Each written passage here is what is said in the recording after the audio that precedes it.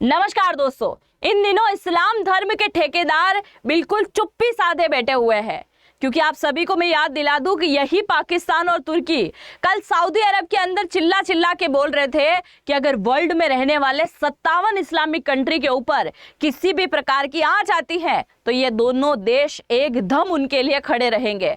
तो आज मेरा सवाल इनसे यही है, क्या सूडान के अंदर हो रहे नरसंहार इन्हें दिखाई नहीं दे रहे हैं? क्योंकि अमेरिका ने अभी हाल ही में इस बात को लेकर घोषणा करी है कि अगर पूरी 21वीं सदी में सबसे बड़ा नरसंहार अगर कहीं हुआ है तो वो अफ्रीकी देश सूडान के अंदर हुआ है। आज सूडान के अंदर उन लोगों को इतना बुरी तरीके से मारा जा रहा है कि अगर हम लकड़ी को ऐसे दो भागों में तोड़ते हैं ना, उस प्रकार से इंसानों को तोड़ा जा रहा है। गाड़ियों के नीचे बुरी तरीके से रौंदा जा रहा है, घरों के अंदर आग लगाई जा रही है और पड़ोसी देशों के अंदर भाग के उन्हें शरणार्थी बनना पड़ रहा है। आपको यहाँ पर सैटेलाइट इमेज भी दिखाई दे रही होगी। ये जो इमेज दिखाई दे रही है ये ओरिजिनल पिक्चर है सूडान की, और एक तरफ जो आपको दिखाई दे रही है जिसमें रेड कलर का इलाका आपको दिखाई दे रहा है, ये कोई कलर नहीं है बल्कि इंसानों का खून है जो कि बुरी तरीके से बहाने का काम किया गया है। अब यहाँ पर सबसे बड़ा सवाल ये आता है कि आखिरकार इतना बड़ा नरसंहार कर कौन रहा है? तो उसके बारे में आज की इस वीडियो में हम चर्चा करेंगे और उसके पीछे की वजह क्या है उसके बारे में भी हम जानने वाले हैं। शुरुआत करते हैं आज की इस वीडियो की। मेरा नाम है अंजलि और मैं आप सभी का स्वागत करती हूँ एग्जाम नारी के यूट्यूब प्लेटफॉर्म पर। सबसे पहले आप जरा यहाँ पर देखिए, यह आपको मैप में दिखाई दे रहा है, यह है अफ्रीकी देश सूडान। एक ऐसा सूडान देश जहां पर अफ्रीका में तीसरे नंबर पे क्या निकलता है? सोना यहां पर निकलता है। और यहां पर निवास करने वाली जनसंख्या सबसे ज्यादा किसकी है? मुसलमानों की जनसंख्या है, यानी कि इस्लाम धर्म के सबसे ज्यादा व्यक्ति कहां निवास करते हैं? सूडान के अंदर यहां पर निवास करते हैं। अब सूडान के अंदर एक एरिया है जिसका नाम है दारफुर इलाका। अब इसी दारफुर इलाके से 15 अप्रैल 2023 के दिन एक घटना शुरू हुई थी। आप बोलोगे कि ये घटना 2023 की अभी क्यों चर्चा कर रहे हैं? क्योंकि अब ये घटना इतना उग्र रूप धारण कर चुकी है कि अगर अमेरिका इसके अंदर इंटरफेयर नहीं करेगा तो ये देश आने वाले कुछ ही दिनों में पूरी तरीके से खत्म हो जाएगा। खत्म का सीधा सा अर्थ है, हो सकता है यहाँ पर किसी प्रकार का इंसान भी दिखाई न दे, और ऐसी अगर कोई गतिविधि चल रही हो तो उसमें पड़ोसी देशों का बहुत बड़ा हाथ होता है। उसके बारे में भी आज हम यहाँ पर चर्चा करेंगे। तो सूडान के अंदर एरिया है जिसका नाम है दारफुर इलाका।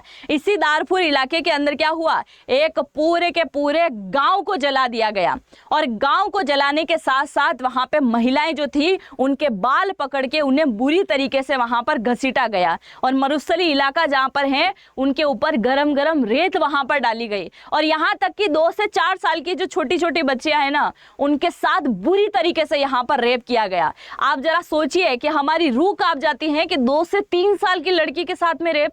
देखिए जरा, 2 से 3 साल की लड़की के साथ में यहाँ पर रेप किया गया। जबरन कई सारे लोगों को यहाँ से गांव से भगा दिया गया, और वो लोग शरणार्थी बनकर दूसरे देशों में जा बसे हैं, जो कि अब तक का 2025 का सबसे बड़ा आंकड़ा बोलता है। 1.2 करोड़ से ज्यादा लोग आस पड़ोस के देशों में भागने पर मजबूर हो गए हैं और उन्हें शरणार्थी बनना पड़ा है।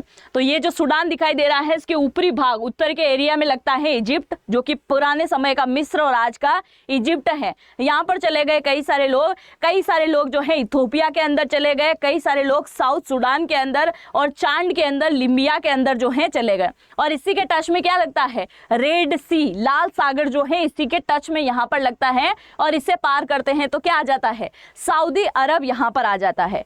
अब जरा देखिए ये लोग क्यों भाग रहे हैं वो भी हम जानेंगे। तो ये जो सूडान है ना, यहाँ पे पिछले 3 सालों से क्या चल रहा है? गृह युद्ध यहाँ पर चल रहा है, और उसके सबसे ज्यादा अगर कोई शिकार हुए हैं तो बच्चे शिकार हुए हैं, महिला शिकार हुई है, और बूढ़े जो है यहाँ पर बुरी तरीके से यहाँ पर शिकार हुए हैं। अब मैंने यहाँ पर शुरू में ही बोला था कि इन इंसानों को ना कोई ईसाई धर्म का व्यक्ति मार रहा है, ना इन इंसानों को किसी प्रकार से यहूदियों के द्वारा, जो इजराइल में रहने वाले व्यक्ति हैं उनके द्वारा मारा जा रहा है, ना कोई हिंदू, ना कोई बौद्ध, ना कोई सिख, किसी धर्म के व्यक्ति के द्वारा इन्हें नहीं मारा जा रहा है। तो इन्हें मार कौन रहा है?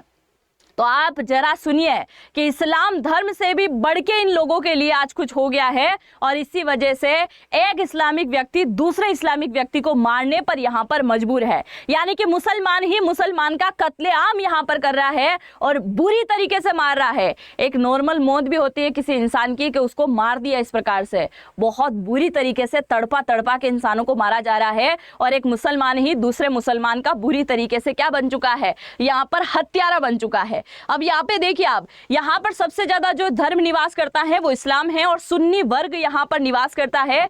यहाँ पर जितने भी स्कूल हुआ करते थे पूरी तरीके से बम धमाके में उड़ा दिए गए, जितने भी हॉस्पिटल थे वो पूरी तरीके से उड़ा दिए गए। लोग जो है खाने के लिए यहाँ पर लाइन में लगे हुए हैं, ना टाइम पे दवाइयाँ मिल रही हैं, ना खाने को कुछ यहाँ पर मिल रहा है। और यहाँ के अगर हम ईसाई धर्म की बात करें तो 1.2 के आसपास जो है ईसाई धर्म के व्यक्ति यहाँ पर निवास करते हैं। अब मैं आपको यहाँ पर रीजन बताऊं कि क्यों लड़ा रहे हैं, उससे पहला मेरा एक सवाल है भारत में रहने वाले मुसलमानों को लेकर। आप जरूर से जवाब दीजिएगा अगर आप भारत में रहने वाले मुसलमान हैं तो। जब इजराइल के द्वारा बुरी तरीके से गाजा के अंदर नरसंहार किया जा रहा था उस समय भारत में रहने वाले मुसलमानों ने एक मुहिम चलाई थी, ऑल आइज ऑन फिलिस्तीन। तो आज ऑल आइज ऑन सूडान नहीं चलाओगे या फिर आप यहाँ पे बोलना ही नहीं चाहते हो या वो आपके धर्म के ही नहीं है, आप उन्हें कन्वर्टेड मानते हो, जो भी मानते हो आप मुझे जरूर से कमेंट सेक्शन में लिखिएगा। क्योंकि इजराइल के द्वारा जो नरसंहार किया जा रहा था उसमें खुल के यहाँ पर विरोध किया जा रहा है, पर आज एक मुसलमान दूसरे मुसलमान को मार रहा है तो यहाँ पर किसी प्रकार की चर्चा नहीं हो रही है। अब ये कार्यक्रम कहां से शुरू हुआ है और आखिरकार क्यों मारा जा रहा है उसके बारे में सुनिए। 2019 के अंदर क्या हुआ था, सूडान के अंदर जो राष्ट्रपति पद पे थे उनको राष्ट्रपति पद से ही हटा दिया गया, यानी कि राष्ट्रपति को पूरी तरीके से पद से ही बर्खास्त कर दिया गया। उसके बाद में SAF यानी कि सूडान आर्म फोर्स और इनके सामने RSF यानी कि रैपिड सपोर्ट फोर्स, ये दो टाइप की फोर्स यहाँ पर बन गई। सूडान आर्म फोर्स की बात करें तो जो सूडान देश की आर्मी है वो, और दूसरी तरफ अगर बात करें हम रैपिड सपोर्ट फोर्स तो ये क्या है, सूडान के अंदर एक प्रकार से लड़ाके हैं और ये दोनों जो है आपस में लड़ा रहे हैं। किसके लिए? जमीन के लिए, राजनीति के लिए और नेतागिरी करने के लिए आपस में लड़ा रहे हैं। और इसके साथ ही एक सबसे बड़ा रीजन है सोने का रीजन। आपको मैं बता दूं कि जितनी भी अफ्रीकी कंट्री हैं उनमें 30 नंबर पर सबसे ज्यादा सोने का भंडार अगर कहीं है तो वो सूडान के अंदर है। और सोने के भंडार के अलावा यहाँ पर तेल और गैस के भंडार भी हैं और इसी वजह से राज करने के लिए और जितने कम लोग यहाँ पर होंगे उतना ही ज्यादा यहाँ पर फायदा होगा, इसीलिए कई सारे लोगों को मार के यहाँ से भगा दिया और सोने को लेकर ये लगातार जो है यहाँ पर कब्जा कर रहे हैं। आप देखिए 1.5 से 2 करोड़ के आसपास तो लोगों को यहाँ से पूरी तरीके से भगा दिया। अब आपके मन में सवाल आया होगा कि सूडान के अंदर जो फोर्स है उनको तो सूडान देश के द्वारा ही वहां पर क्या दिया गया होगा, हथियार दिया गया होगा, पर एक जो लड़ाकों की फोर्स बनाई गई है उनके पास में हथियार कहां से आ रहे हैं, इतना पैसा कहां से आ रहा है कि वो नरसंहार कर रहे हैं, वो भी मैं आगे आपको बताने वाली हूं। क्योंकि मैंने बोला था ना, अगर किसी देश के अंदर उथल पुथल मच रही है तो मानिएगा कि पड़ोसी देश का इसमें एक बहुत बड़ा हाथ है। ये एक और आप जरा यहाँ पर देखिए, सैटेलाइट इमेज है सूडान की, ये कोई कलर नहीं है, ये लोगों का खून है जो कि बुरी तरीके से बहा है। और आप देखिए कैसा बुरी तरीके से यहाँ पर नरसंहार किया गया होगा। ये तो सैटेलाइट इमेज है, अगर कोई व्यक्ति यहाँ सामने खड़ा होकर देखा होगा तो उसको किस प्रकार से फील हुआ होगा।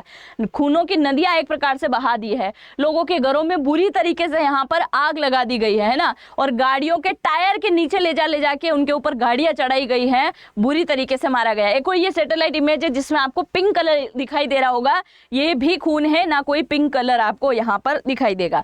अब मैंने बोला था कि इनकी मदद कोई कर रहा है तो बिल्कुल इनकी मदद हो रही है।